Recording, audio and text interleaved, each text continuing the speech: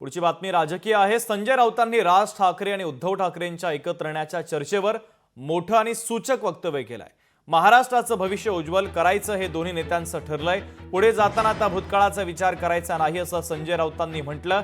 तर यांनी युती केली तरी आम्हाला काही धोका नाही असं संजय शिरसाट यांनी म्हटलेलं आहे।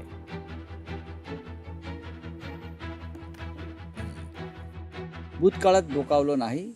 उत्तम राजकारण हे भूतकाळात न डोकावण्याचं असतं। अशा वेळेला जेव्हा आम्ही हातमिळवणी करतो राज्याच्या आणि देशाच्या हितासाठी, आम्ही त्या विचाराचे आहोत। आणि माननीय उद्धव ठाकरे शिवसेना पक्षप्रमुख हे सुद्धा भविष्याचा विचार करणारे आहेत, भूतकाळाचा नाही।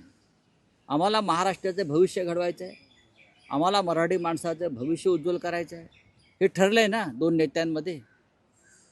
मग उद्धवजींनी खाली संदेश दिलेला आहे, आपल्याला सकारात्मक दृष्टिकोन ठेवायचा आहे, आपल्याला भविष्याचा विचार करायचा आहे। त्याच्यामुळे कोणीही या संदर्भात वेगळी भूमिका मांडायची नाही।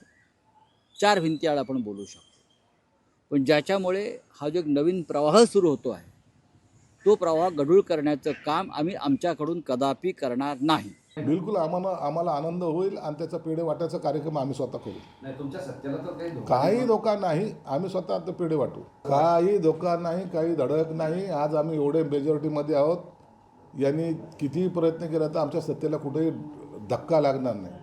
राज ठाकरे आणि उद्धवजी ठाकरे यांनी एकत्रित यावं आणि महाराष्ट्रामधली जी विरोधी पक्षाची जी काही पोकळी आहे आता सध्याची, ती पोकळी भरून काढावी।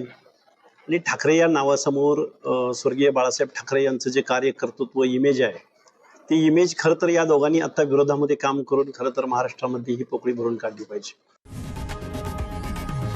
लोकशाही मराठी ऐका, पहा, जागरूक रहा।